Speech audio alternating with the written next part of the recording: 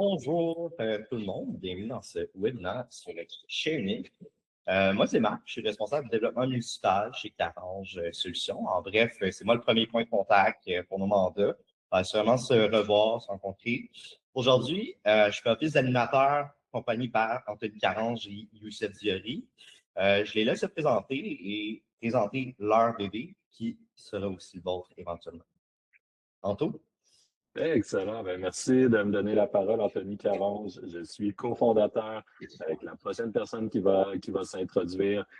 Bientôt plus de 2 ans dans le monde municipal, spécifiquement pour vous aider, trouver des façons d'utiliser l'intelligence artificielle pour sauver du temps. C'est notre passion, c'est ce qu'on fait.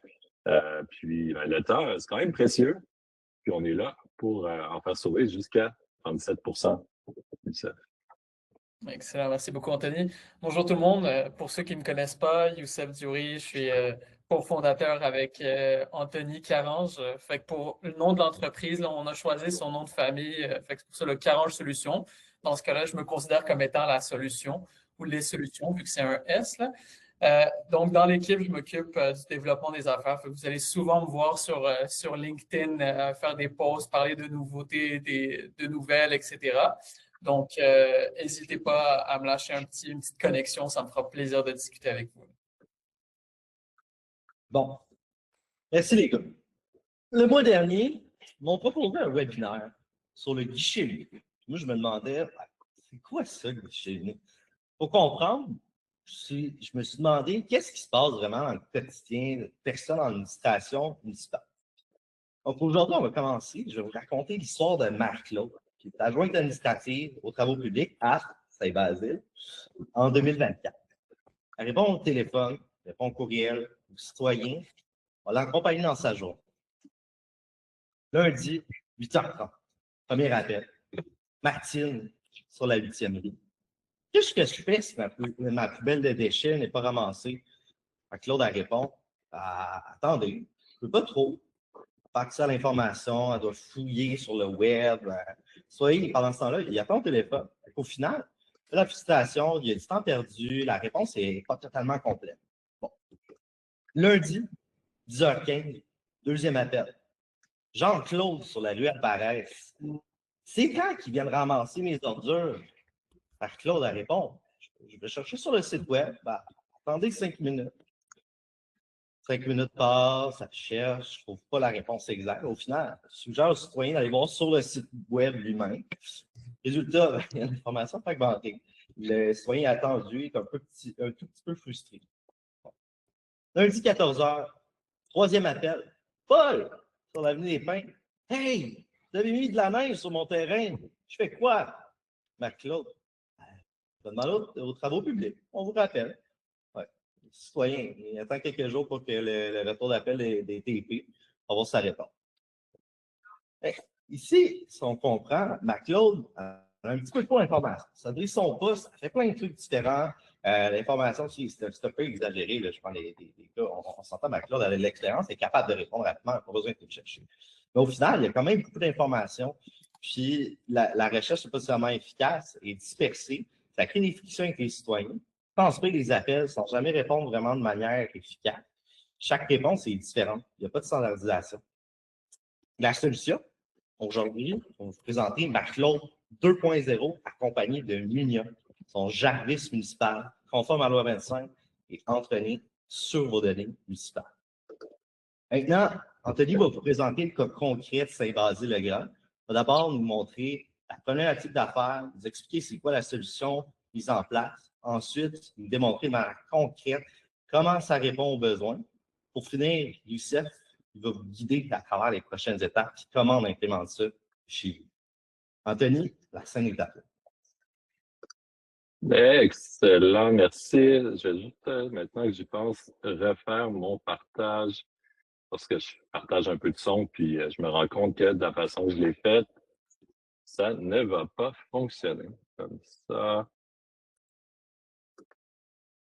Excellent. Donc, le partage fonctionne.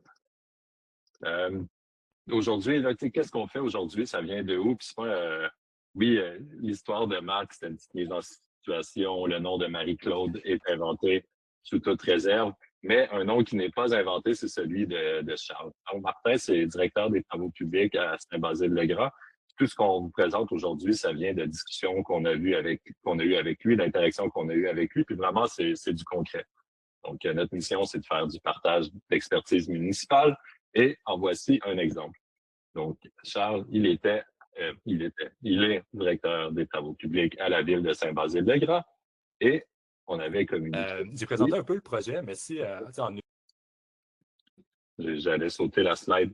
Donc, en fait, c'était quoi l'idée derrière ça? J'aurais pu vous le partager, mais je me suis dit, je vais prendre l'extrait de Charles qui nous en avait parlé lors d'un webinaire qu'on a donné il y a peut-être quelques mois. Donc, mettez un petit peu de volume sur vos écouteurs, sur votre ordinateur. Vous allez avoir un extrait là, qui présente vraiment c'était quoi son besoin, c'était quoi sa réalité. J'ai présenté un peu le projet, mais si, en 1 minute, juste si tu pouvais présenter un peu c'était quoi ta vision derrière la création de cet assistant, la donnée que tu avais, puis c'était quoi l'objectif, juste pour qu'ils l'entendent de toi. Oui, en fait, c'est que, vous savez, le service à la clientèle, le service citoyen au niveau des travaux publics, c'est hyper important, puis il faut normaliser le niveau de service. Il faut vraiment offrir toujours la même qualité de service. Puis, à un moment donné, on a une multitude de sources d'informations. On a le site web, c'est décentralisé aussi. Moi, j'ai une expérience de différentes municipalités, là, plus grosses, plus petites, avec des ressources diverses. Puis ici, en fait, la gestion des appels est faite de manière décentralisée, c'est-à-dire qu'il y a plusieurs agents dans la ville qui prennent les informations. Puis bon, c'est sûr et certain que quand c'est l'adjointe administrative aux travaux publics, elle est super bonne pour répondre aux questions des travaux publics. Mais lorsqu'on arrive avec les autres agents dans les autres services, c'est plus compliqué. Fait que ce que j'ai souhaité faire, c'est qu'on a fait un chiffrier Excel avec une liste en à peu près 200 entrées qui donnent en fait un chemin critique pour chacune des situations. Mais par contre, l'interprétation de ce fichier-là est insupportable. Personne ne peut jouer là-dedans. Ça prend pas vie, c'est dur. Donc, en sollicitant Carange, donc j'avais déjà fait un prompt, moi, de mon côté, là, sur Perplexity, puis j'avais... Excellent. Donc, merci Charles. Tiens, je lui mets un petit pouce en l'air. Merci pour ta collaboration. Il n'est pas là aujourd'hui, mais on a pris l'extrait, puis je trouvais que c'était plus pertinent si vous l'entendez de sa bouche versus la mienne. Ça a pas mal plus de valeur. Donc, pour résumer, ses défis. Augmenter l'autonomie de son équipe. On a aussi un défi de délai de réponse. Si on le sait, pour la satisfaction, le temps de résolution, pour la satisfaction clientèle, un des facteurs clés qui va être souvent mesuré, c'est le temps de satisfaction. Et quand on n'a pas l'information, c'est mieux de quand même aller chercher l'information que de répondre n'importe quoi. Donc, c'est sur ces angles-là qu'on a travaillé. Comment on a développé cette solution-là? On a développé un assistant guichet unique des travaux publics. Donc, l'idée, c'est que l'assistant se nourrisse de la base de connaissances. Vous avez entendu Charles le dire, il a dit « Ah, on avait déjà un chiffrier Excel, mais c'était pas fonctionnel. » Puis l'exemple que je me souviens, c'est qu'on faisait des tests ensemble. Qu'est-ce qu'il voulait dire par « c'est pas fonctionnel » ? Concrètement, exemple, si on prenait une question par rapport à la neige. Je vais faire un exemple tantôt sur la neige. Puis là, on fait CTRL F dans notre chiffrier Excel. On a 200 lignes peut-être, puis on tape neige. Ça sortait 171 réponses possibles. Donc, ultimement, tu as une base de connaissances, tu as toutes les informations pertinentes, mais comment tu fais pour les trouver? Il faut quand même faire le filtre. Puis ça, c'était quelque chose que le chiffrier Excel n'arrivait pas à répondre. Donc, c'est là vraiment qu'on a embarqué de l'IA pour aller donner la bonne réponse. Il y avait aussi beaucoup d'informations qui étaient sur le site web. Donc, des fois, c'est normal, là, des fois, on ne trouve pas, on n'a pas eu le réflexe d'aller chercher sur Internet. Donc, les gens venaient lui poser la question, mais la réponse était sur le site web. C'est aussi un défi d'être capable de dire, quand l'information est sur le site web, on va la chercher sur le site web. Quand l'information est dans notre base de connaissances, on va la chercher dans notre base de connaissances. Et c'est ça. La solution qu'on a développée, c'est vraiment un assistant d'intelligence artificielle guichet unique travaux publics. Là, aujourd'hui, on parle de travaux publics, mais cette réflexion-là, elle peut s'appliquer autant à tous les départements qu'à toute l'organisation. C'est juste d'avoir sa base de connaissances développée. Donc, quand on dit base de connaissances, c'est comme, c'est un gros mot fancy, super compliqué. mais c'est un mot fancy compliqué qui veut dire, dans ce cas-ci, un chiffrier Excel avec les différents cas de figure, les différentes questions et les différentes procédures à suivre. Et évidemment, là, sûrement qu'il y en a parmi vous qui sont là aujourd'hui, vous vous dites, mais je ne l'ai pas, moi, ce chiffrier Excel-là. C'est là la beauté de la chose. Puis à la fin, Youssef va vous expliquer un peu quelles pourraient être les prochaines étapes. On peut vous aider, encore par l'intelligence artificielle, à bâtir cette base de connaissances-là au fur et à mesure. Comme ça, de semaine en semaine, on se crée un système qui s'améliore. Puis, si on se projette dans 1 an, alors on pourrait considérer qu'on a couvert presque tous les cas de figure. Et la partie recherche d'informations va être pas mal plus accélérée parce que ça va avoir été fait dans le passé. Puis on va avoir gardé une trace de la bonne réponse.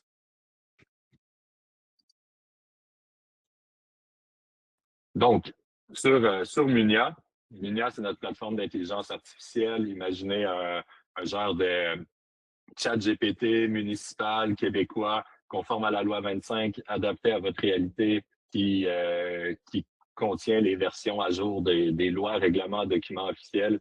Donc, on augmente la précision des réponses et on a la possibilité de faire ce qu'on va appeler des assistants d'IA. Donc, vraiment bâtir un assistant qui répond à partir d'une base de connaissances de données que nous, on contrôle, que vous contrôlez.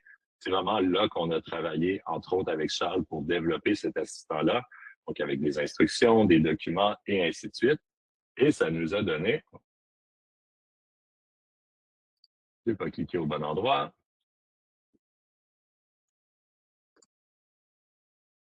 Et ça nous a donné un assistant qu'on va vous présenter. Donc, je vais aller faire des tests puis vous le montrer parce que je pense, peut-être pas la bonne expression, là, j'allais dire une image vaut 1000 mots. Je ne vais pas vous montrer des images, mais je vais vous montrer des tests. Ça va être un petit peu plus concret. Vous allez voir littéralement comment c'est utilisé dans le réel. Dans le réel, on est à notre ordinateur, on a le citoyen qui est devant nous, le citoyen au téléphone, le courriel qui est ouvert, peu importe la façon de comment ça rentre. On se connecte, on active notre petit assistant guichet unique, puis après, il ne reste plus qu'à lui poser la question. Là, peut-être que la première question, ce serait « Ah, mais j'y pose comment la question? » C'est la beauté de travailler avec un outil comme Munia. On lui pose en qu'on va appeler du langage naturel. Mais le langage naturel, c'est un autre mot fancy pour dire on va y poser en français. En fait, on va juste poser la question « Qu'est-ce que je fais si mes déchets ne sont pas ramassés? » Là, on pourrait poser la question plus dans le sens qu'est-ce qu'on fait si les déchets du citoyen ne sont pas ramassés? C'est pas très important. Et l'assistant, qu'est-ce qu'il va faire? Il y a sa base de connaissances, il y a le site web, il va déterminer, OK, selon les informations que j'ai, qu'est-ce que je dois faire? Qu'est-ce que je dois donner comme réponse? Donc, je lui laisse le temps de réfléchir. C'est un modèle de réflexion. On prend quand même... Anto, ton partage d'écran voit juste le PowerPoint. Ah, OK, ouais, je sais pourquoi. Parce que j'avais... Merci, messieurs. C'est pour ça qu'on fait les webinaires à 3, parce que si je le faisais tout seul, je m'emporterais dans mes démos, puis j'oublierais ces détails-là. Donc, pour tous, par exemple, là, j'ai ma question. On est allé chercher dans la base de connaissances, donc les 200 lignes de chiffrier Excel. Ce cas de figure-là était déjà pré-paramétré, puis on a une liste de questions qui avait été écrite par l'équipe de Charles qui dit « Ah, OK, si on a une question sur des déchets qui ne sont pas ramassés, par exemple, il faut aller chercher toutes ces informations-là. » C'est la procédure officielle de la municipalité. Si on ne fait pas ça, après, on n'a pas les informations pour se retourner vers le fournisseur de services. Et ainsi de suite. Puis, on a la suite de la procédure qui avait été déterminée par la municipalité.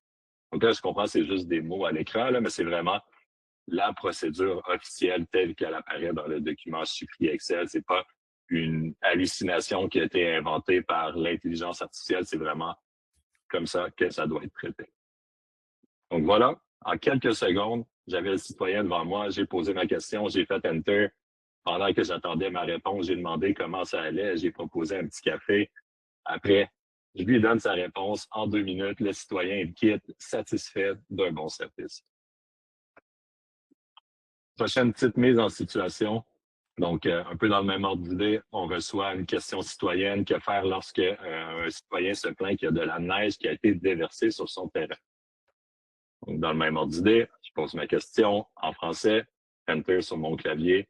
Ça prend quelques secondes, puis je vais avoir une réponse. Puis celui-là, il va être intéressant parce que on va faire le pont entre l'UNIA et d'autres outils que vous utilisez. Et pourquoi je parle de ça? Ben, on a les instructions, encore une fois, c'est le texte tel qu'il apparaît dans le chiffrier Excel, mais à la fin, il y avait même paramétré leur code de nature à rentrer dans PG Solutions. Donc, c'est super facile de partir de la procédure, aller dans PG, faire notre billet. Quelqu'un qui vient d'arriver à la municipalité, qui ne connaît pas tous les codes de nature, qui est peut-être moins familier, peut plus rapidement devenir autonome aussi, parce que là, on passe on doit former une personne à tous les cas de figure on doit former une personne à utiliser l'IA pour se faire guider. Puis on sait que l'IA donne les bonnes réponses parce qu'on l'a standardisé puis on l'a entraîné. Super rapide, super simple. Et je fais une dernière petite simulation parce que je l'avais dit qu'on pouvait aussi que l'IA était en mesure de déterminer si la réponse ne se trouvait pas dans le chiffrier Excel, d'aller faire des recherches sur le site web. Donc là, je vais poser une question dont je sais la réponse ne se trouve pas dans le document et la réponse se trouve sur le site web de la municipalité. Donc, on voit, il y a eu son mode de réflexion, il avait pensé, s'était rendu compte, ah, OK, non, j'ai pas la réponse dans mon chiffrier Excel. Que faire? Panique. Il s'est dit, pas de panique, Monique. Finalement, est allé sur Internet, a trouvé les pages pertinentes de la ville de Saint-Basile-le-Grand. Des fois, il pourrait arriver d'autres sources, mais ça reste que dans son analyse, il va prendre seulement les sources officielles et me faire des références. Donc, j'ai mes réponses qui sont juste ici en quelques secondes. Y a-t-il des questions sur les démos avant que je passe la parole à Youssef?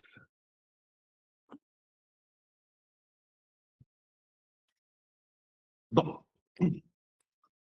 Anthony nous a montré comment ça fonctionne. Si on revient au cas de Marc-Claude, le citoyen serait vraiment plus satisfait de recevoir sa réponse directement que d'attendre ou avoir l'information partielle. Marc-Claude devient guichet unique lorsqu'elle est armée de son IA, son JAPIS municipal conforme à la loi 25 et entraîné sur la donnée municipale. Mais vous vous demandez peut-être, moi, comment je l'implémente ça chez nous? C'est exactement ça que Youssef va vous présenter. Donc, Youssef, je te laisse dedans. Oui, parfait. Ça tombe bien parce que c'est une question qui a été posée en plus par 125 rue Sainte-Catherine. Je ne sais pas le nom de la personne, mais c'est le nom. Alors, pour la prochaine étape, je vais partager mon écran. Pour la prochaine étape, vous avez 3 options en fait. La première, c'est soit vous le faites par vous-même, comme Saint-Basile-le-Grand l'a fait initialement, vous bâtissez votre documentation pour pouvoir entraîner un modèle d'intelligence artificielle, etc., etc., ce qui nécessite potentiellement une équipe TI à l'interne, des ressources, etc. Fait que vous le faites vous-même. La deuxième proposition, la deuxième alternative, en fait, c'est une implémentation externalisée. Donc, en gros, vous engagez une entreprise qui vous fait la configuration, qui implémente un outil d'intelligence artificielle, etc., etc. La troisième option, c'est ce qu'on vous recommande, en fait, c'est d'y aller de façon accompagnée. Donc, le faire en collaboration avec des experts, que ce soit nous, que ce soit une autre entreprise. Je ne vous mets pas de la pression, même si je préférerais que ce soit nous. Faites l'implémentation avec une entreprise qui collabore avec vous. Et pourquoi c'est ma recommandation? C'est parce que vous êtes les experts dans votre domaine. Vous êtes les experts dans votre domaine, vous connaissez les questions, vous connaissez les réponses, donc ça va être pas mal plus productif de collaborer que de juste tout externaliser. Et comme on le voit ces derniers temps dans les médias, tout externaliser, c'est peut-être pas toujours la solution. Là. On est mieux d'apprendre à pêcher que de tout le temps acheter du poisson. Donc, vous allez vers l'option 1, 2 ou 3. La prochaine étape est très, très simple. Vous faites juste scanner le code QR que vous voyez à l'écran. Puis, ce qui va se passer, c'est que d'un côté, on va vous envoyer un rapport d'impact de l'utilisation de l'intelligence artificielle à l'intérieur d'une municipalité. qui sera super utile pour en savoir un peu plus, pour le présenter aux élus, pour le présenter à vos collègues, etc. Et de l'autre côté, ben, que vous choisissez l'option 1, 2 ou 3, on va pouvoir prendre rendez-vous avec vous si vous le souhaitez, puis vous aider en fait dans votre démarche, puis vous guider de façon un peu plus personnalisée par rapport à vos prochaines étapes. Parce que on parle de guichet unique, mais Saint-Basile-le-Grand, c'est pas Boucherville, c'est pas Saint-Anicette. Même si les tâches, les citoyens sont relativement les mêmes, le concret, il est différent. Donc, on va essayer de répondre à vos questions pour que ce soit le plus personnalisé possible par rapport à votre réalité. Donc, la prochaine étape, très, très simple, scanner le code QR, puis on s'occupe de tout, on va pouvoir vous accompagner. Donc, je ne sais pas si ça répond à ta question 125 rue Sainte-Catherine, mais en gros, c'est ça. La stratégie, c'est d'utiliser un outil d'intelligence artificielle. Dans ce cas-là, c'est Munia. On le nourrit de données, d'informations qui permet de répondre aux questions des citoyens. Parfait, merci Youssef. Donc, pour faire du pouce là-dessus, notre prochain webinaire, le 25 mars, c'est avec Francis Voyon, ancien DG de la ville de Bromont. Et on va faire en fait un format entrevue où est-ce qu'il va nous expliquer comment ça s'est passé l'intégration dans sa ville de Munich. Donc, ne manquez pas ça, ça va être sur Eventbrite. Vous pouvez vous abonner. Vous pouvez regarder aussi la rediffusion de ce webinaire sur YouTube à votre convenance sur notre canal. Et maintenant, on y va avec les Q&A si vous avez d'autres questions. Oui, il y a une bonne question pour toi, Anthony. Peut-on mettre des images dans la base de connaissances? C'est une bonne question. Je commencerai en posant la question, c'est quoi les images? Règle générale, les images, on pourrait les mettre en PDF, puis faire ce qu'on appelle du OCR, puis là, je me lance dans une réponse super technique qui va peut-être intéresser 2 personnes ici, là, mais c'est de la reconnaissance de caractère pour aller chercher le sens de l'image puis comprendre le texte. Mais la réponse politiquement correcte, c'est qu'il faudrait que je vois les images. Il y a toujours des façons de faire que le contenu de cette image-là soit analysé, compris par l'intelligence artificielle. Donc, c'est pas un oui, c'est pas un non, c'est montrez-moi l'image et je vous donnerai la réponse. Parce qu'une image vaut 1000 mots. C'est vrai qu'une image vaut 1000 mots. Est-ce que ça répond à ta question, Karen? Ah, pardon. Vas-y, Marc. Karen, est-ce que ça répond à ta question? Tu peux faire un petit peu sur la Oui, bien, je comprends. Nous, c'est que ça nous sert à nos agents. Actuellement, on en a déjà une base de connaissances pour, par exemple, qu'est-ce que c'est un puisard? Qu'est-ce que c'est un trou d'homme? Donc, dans nos fiches de base de connaissances, il y a des images qu'on doit présenter. Donc, c'est pour ça que je posais la question. OK. Ben, effectivement, moi, je t'inviterais à prendre une rencontre. On peut regarder ensemble le document, puis probablement que ça va fonctionner. En fait, parce que l'intelligence artificielle, il y a ce qu'on appelle une vision, donc il reconnaît les images. Fait qu'on n'a pas nécessairement besoin d'une image. Et au final, lui, il va déjà savoir c'est quoi les éléments. Bref, on peut s'en parler. Parfait. Ensuite, on a 125e Sainte-Catherine de Hackley. Comment est-ce que c'est conforme à la loi 25? Brièvement, on garantit la conformité à la loi 25 au niveau de Munia. On peut y aller plus en détail, c'est plus des détails techniques. On a de la documentation là-dessus aussi pour tout ce qui est certification et compagnie. Est-ce que ça répond à ta question sommairement? Je vais rajouter juste un petit truc. En fait, ce qui fait que c'est conforme, pour vraiment le simplifier, là, mais c'est que les données vont être hébergées dans nos serveurs à nous qui sont à Beauharnois. Fait que si, par exemple, vous utilisez une technologie américaine pour ne pas nommer de nom, les données vont être potentiellement au Texas, par exemple, ce qui fait en sorte que on n'est pas nécessairement en accord avec la loi 25 parce que l'information, les conversations, les données sortent du Canada, du Québec. Mais dans notre cas, c'est à Bordeaux. Parfait. Prochaine question. Vous pouvez ouvrir vos micros aussi, on aime ça, vous entendre. Oui, pour planifier une rencontre, c'est tout à fait gratuit. Là. C'est Absolument. vraiment pour vous guider pour les prochaines étapes. Là. On ne vous facture pas. Là. Sauf quand c'est Anthony. Moi, je suis gratuit, mais pas Anthony. Oui, Nathalie, tu peux y aller. Bonjour tout le monde. Moi, je suis à la ville de Bromont, fait que Francis qui va faire la conférence la prochaine fois, c'est à mon ancien DG. Santé, Nathalie. Puis, justement, j'ai communiqué avec Charles de Saint-Basile-le-Grand pour partager des choses. Fait que j'étais déjà en préparation nous autres, on appelle ça un bureau citoyen. Fait que j'étais en train de préparer justement un Excel, puis on a fait des tests avec ma gang de TI, puis c'est vraiment bon, là. Fait que dans le fond, il avait fait les données des travaux publics, puis moi, je suis en train de faire de tous nos services pour justement que nos commis à l'expérience citoyenne à Bromont répondent. Ben, ils vont répondre comme toutes les questions générales qu'on a avec ce tableau-là. Fait que c'est vraiment bon. Ah, super. Nathalie, je ne sais pas si tu as entendu Anthony tantôt, là, mais il y aurait moyen de faire en sorte qu'on vous bâtisse quelque chose qui va nourrir la base de données. Fait qu'en gros, tu pourrais juste lui donner l'information en vocal, puis ça remplirait automatiquement le fichier Excel si ça peut vous simplifier le processus. Tu sais, des fois, on n'a pas toujours les questions, fait que pour que ça puisse s'entraîner avec le temps, mais on peut vous aider là-dessus aussi, là. Oui, bien, je vais communiquer justement avec vous autres parce que dans le fond, moi, c'est que tous mes collègues de tous les services, comme les adjoints, de façon de parler, ils ont tous rempli un tableau avec tous les genres de questions qu'ils ont, quel genre de formulaire qu'ils ont en ligne et tout ça.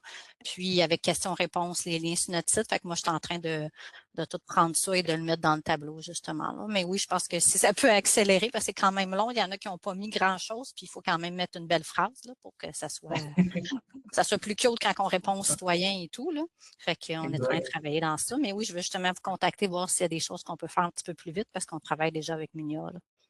Je Parfait. rebondis un peu sur cette intervention-là. Un des enjeux que vous allez tous avoir en général, là, puis je ne m'adresse pas juste à toi, Nathalie, c'est normal. Il n'y a personne qui peut planifier toutes les questions que vous allez recevoir des citoyens. Là, c'est juste impensable. Fait que dans des projets comme ça, vraiment un facteur clé qui va vraiment déterminer succès ou pas, c'est pendant que vous l'utilisez, donc pendant que vous l'utilisez pour répondre aux citoyens, quand vous avez des questions qui ne sont pas supportés par votre intelligence artificielle, par votre documentation, qu'est-ce que vous en faites? Puis la réponse est simple, c'est il faut qu'elle soit documentée. Si cette question-là, elle n'est pas mise à quelque part, vous venez de perdre une opportunité incroyable. Puis ça, c'est super important, on s'en rend compte. Puis souvent, c'est la partie qui est difficile parce que la nature humaine fait que, l'outil n'a pas fonctionné cette fois-là, je vais trouver une autre façon pour aller chercher une réponse. Mais il y a deux actions. Il faut aller chercher la réponse ailleurs, mais il faut aussi documenter la question qui n'est pas supportée pour que la prochaine fois, on n'ait pas à aller chercher la réponse. Donc, c'est un facteur clé qui est vraiment important, qui souvent, on va oublier puis on va délaisser, mais qui va faire que le système va s'auto-entraîner beaucoup mieux à long terme. Merci voilà. pour le témoignage, Nathalie, c'est vraiment apprécié. Est-ce qu'il y a d'autres questions? On veut vous entendre. On aime ça quand les gens sont vocales. C'est pas une question, mais 125 rue Sainte-Catherine nous a dit qu'elle s'appelle Marie. Et je pense qu'il va falloir changer de prénom là, parce que ça serait 125 rue Sainte-Catherine pour le restant de tes jours, Marie. En santé, Marie.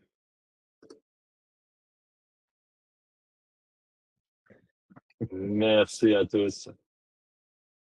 Merci tout le monde. Si vous avez des questions, n'hésitez pas à nous écrire par courriel aussi, on va y répondre. Puis pour ceux qui arrivaient en retard, comme Marc l'a dit, rediffusion sur YouTube qui va sortir prochainement. Et entrevue avec le DG, l'ancien DG de Bromont, le 25 mars. Au revoir. C'est quoi la Merci. date? Le 25 ou le 27? 25 mars. 25, OK.